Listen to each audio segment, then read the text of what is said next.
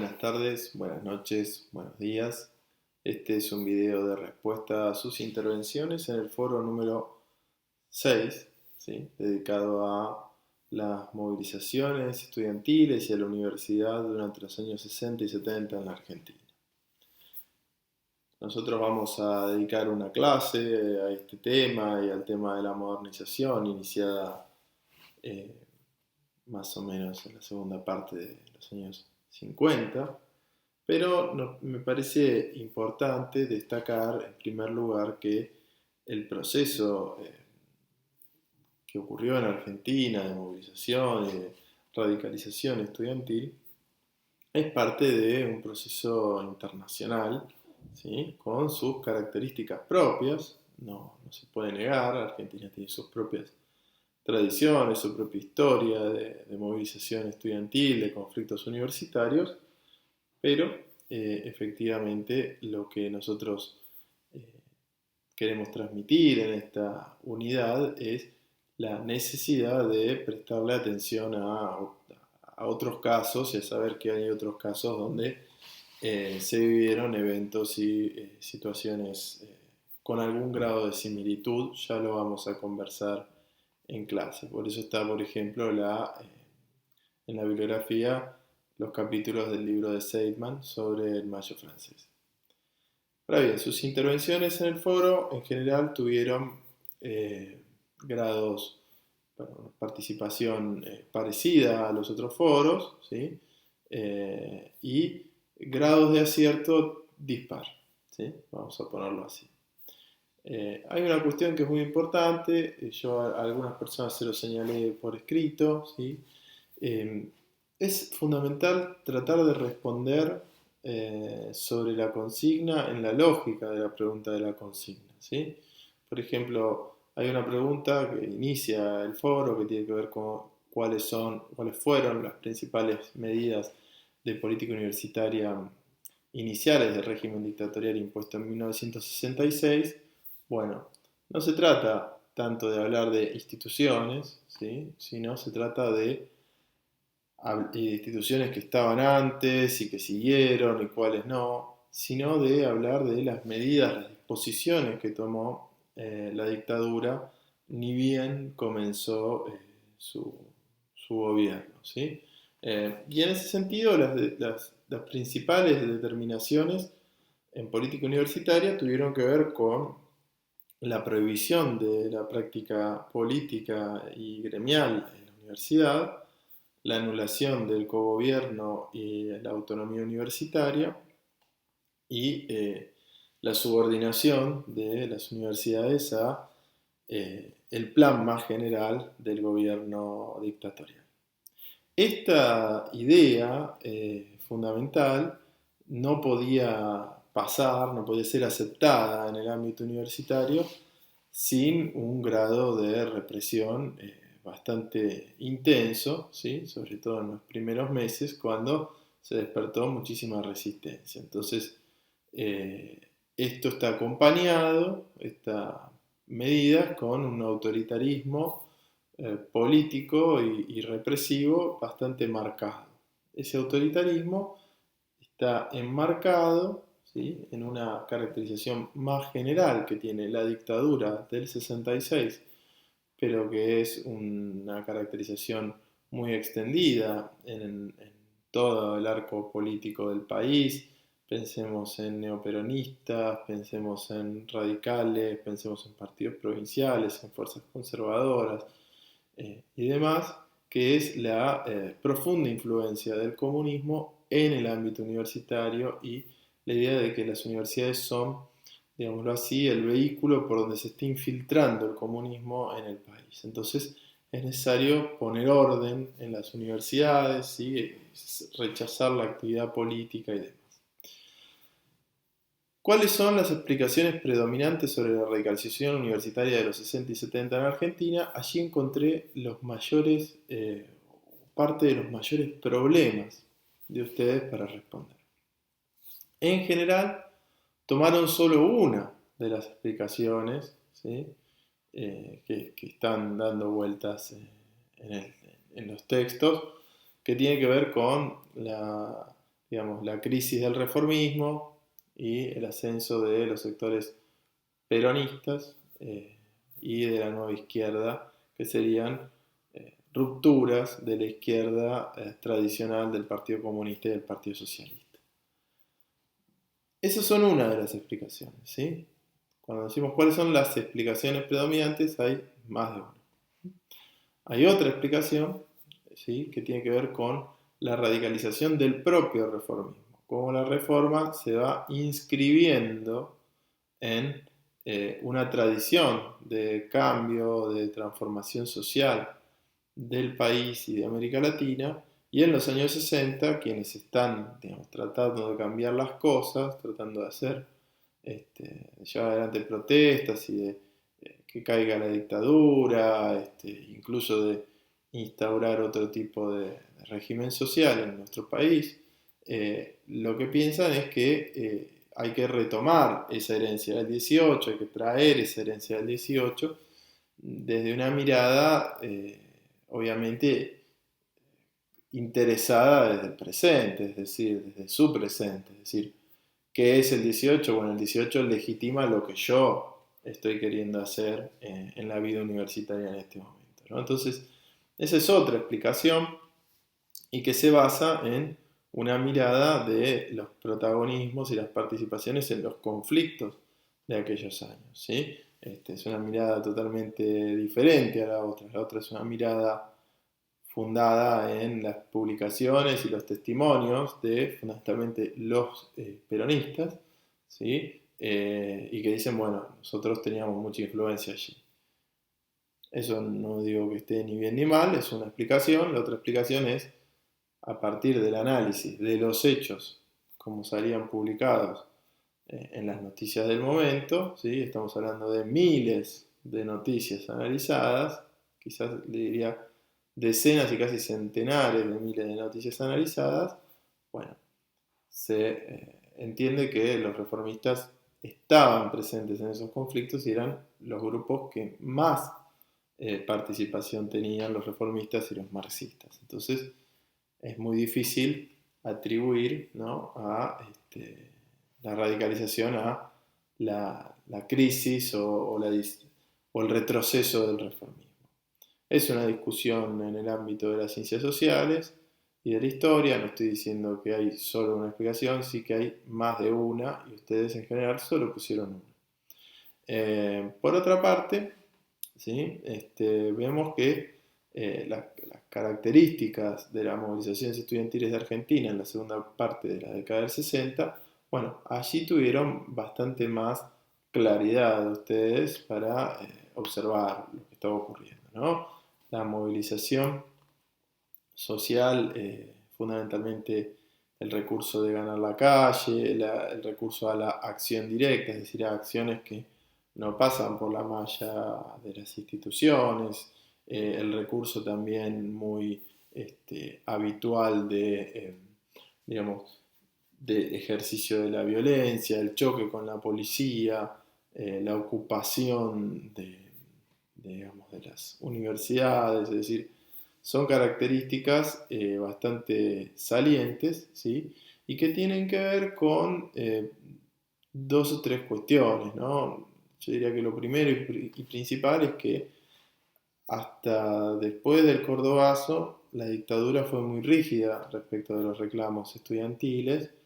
En segundo lugar, con la influencia de varias, ya casi una década o más de una década para fines de los 60, de costumbre, de tradición, de hábito y de costumbre militante de ganar la calle, de manifestarse, de saber que va a haber choque con la policía. Es decir, hay una tradición propia de esos años, ¿sí?, que la política se hace así.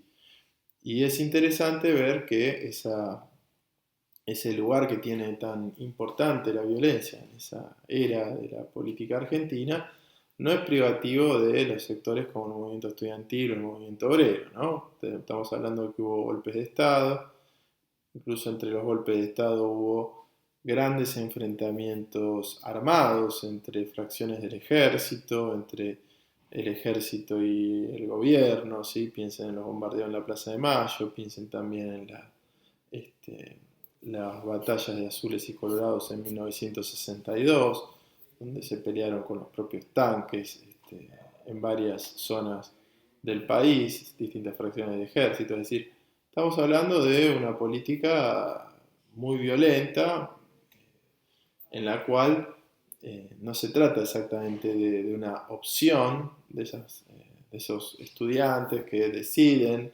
en un menú, ¿no? Como si uno fuese un restaurante y dice, bueno, hoy voy a comer pizza en vez de comer empanadas, sino que tiene que ver con la forma en la que ocurrían las cosas en ese contexto y quien no participaba de la política más o menos siguiendo alguno de esos derroteros, ocupaba un lugar marginal, esa es la verdad, ¿no? Bueno, ahora, ¿qué fue el Mayo argentino? En general ahí también encontré bastante aciertos, ¿sí? Fue la sucesión de revueltas en mayo del 69 en numerosas ciudades de nuestro país, ¿sí? Y aquí me interesa detenerme en una cuestión que apareció en una palabrita que apareció en algunos de sus expresiones, de sus reflexiones, que tiene que ver con las puebladas. Bueno, en realidad, entre el 68 y el 75, en Argentina hubo más de 40 revueltas populares urbanas, ¿sí? Esas revueltas populares urbanas adquirieron distintas formas, eh, no solo de acción, sino que tienen distintos desencadenantes, ¿sí? Hay algunas, que son las que se llaman puebladas, en las cuales la ciudad son reclamos del conjunto de la ciudad, como por ejemplo puede ser, digamos, el cierre de una planta industrial alrededor de la que gira toda la actividad de la ciudad, ¿no? O la paralización de una represa sobre la cual gira también toda la actividad económica de la ciudad. Entonces ahí vemos todas las clases sociales de la ciudad, en general son ciudades más bien chicas, ¿sí? O no ciudades masivas, que, bueno, que se manifiestan toda la población juntas. Pero por otra parte hay algunas de estas revueltas que son revueltas donde el conflicto obrero, como en el caso de Córdoba y el Cordobazo, es el conflicto obrero el que dinamiza el enfrentamiento callejero y la masificación, ¿sí? La solidaridad del conjunto de la población.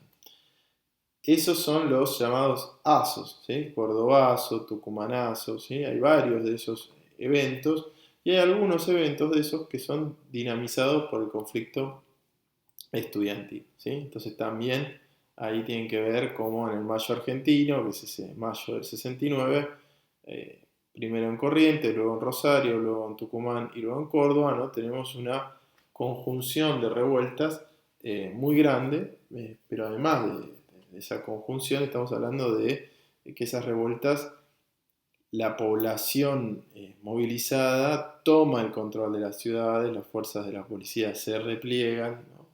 La dictadura termina luego mandando el ejército y estableciendo zonas de guerra en varias de estas ciudades, como luego pasó en otras ciudades o en las mismas en distintos eventos, ¿sí? Por ejemplo, el Viborazo del 71, el Tucumanazo del 70 o el Quintazo del 72, ¿sí? El Rosariazo de septiembre del 69, que es otro. Bueno, es decir, tenemos varios de estos eventos en la historia argentina, pero el Mayo argentino tiene la peculiaridad de ser un Mayo obrero estudiantil, ¿no? Pensando en el Mayo del 68, ese es un poco ese juego.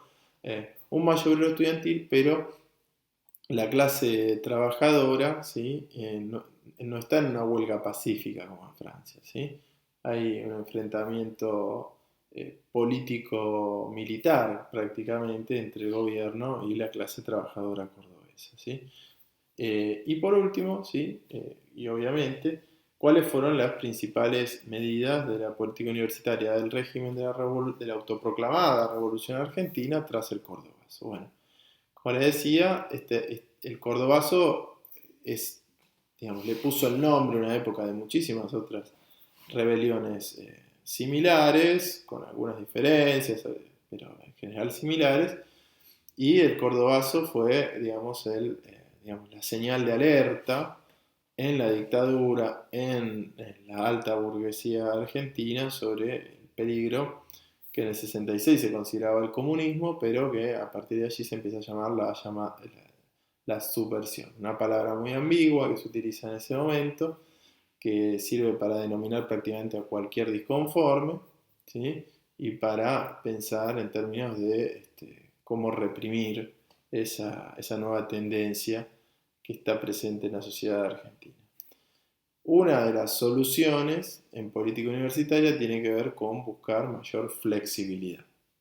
Mayor flexibilidad, no reprimir ante cada reclamo, ante cada demanda, debería permitir separar a los sectores que quieren hacer una revolución y que están en todos los conflictos presentes con la idea de movilizar ese descontento hacia situaciones más radicales, de ruptura, de enfrentamiento, y quienes en realidad tienen algún descontento y cuya solución en el plano de la universidad no implica para nada ninguna gran transformación, ¿sí? Entonces, poder separar eso, ¿sí? Es lo que empieza a tratar de hacer el nuevo ministro de Educación, que es Dardo Pérez Guileu, y este ministro, que era el rector de la Universidad de Mendoza, de Cuyo hasta ese momento, ¿sí?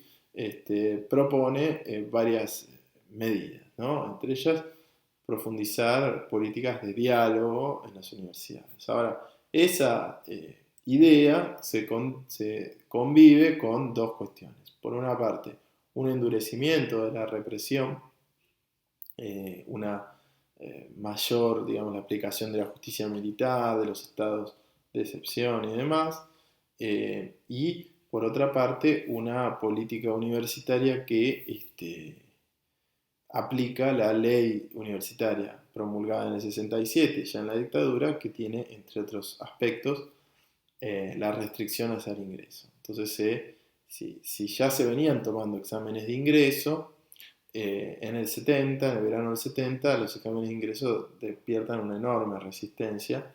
¿Sí? Piensen ustedes que es un ámbito universitario ya muy movilizado, los ánimos muy caldeados por los eventos del 69. Bueno, en el verano del 70 esto eh, dispara, motiva, ¿sí? Muchísimas protestas que cuentan con muchísima solidaridad, porque también las familias, piensen ustedes en el proceso de crecimiento de la matrícula universitaria de largo plazo, que viene desde la época de Perón, el hecho de poner restricciones y hacer que sea cada vez más difícil ingresar a la universidad, genera también muchísima bronca, ¿no? Y además, insisto, en el contexto en el cual se había visto que ante la movilización la dictadura tendía a conceder o a frenar algunas de las medidas más reaccionarias. Entonces esto produjo un movimiento de lucha en el 70 y en el 71 bastante importante, ¿sí? Ahora, estas medidas universitarias van acompañadas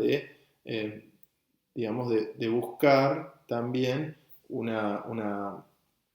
una parte, una desconcentración de las matrículas para hacer más manejables las situaciones, y también una concesión que empieza a ocurrir ya en el año 71, 72, ¿sí? Como van a ver ustedes con el texto de Mariana Mendoza, una concesión a ciertas fuerzas locales que reclaman, piden su propia universidad para su localidad, ¿sí? Entonces eso también permitiría, ¿no? Un poco como componer fuerzas a una dictadura que está bastante debilitada con algunos factores de poder del país. Bueno, esta es la respuesta. Nosotros nos vamos a ver el día 9 a las 17 horas en el encuentro sincrónico dedicado a la historia universitaria en Argentina desde el 55 hasta el 74, es decir, desde el golpe de Estado contra el presidente Perón hasta el inicio del terrorismo de Estado bajo la misión Ivanisevic. Nos estamos viendo en ese horario, ¿sí? Y también nos vamos a seguir encontrando con el foro de la universidad durante el terrorismo de Estado, y obviamente en la clase siguiente del otro viernes. Les dejo un saludo muy grande y espero seguir encontrándonos.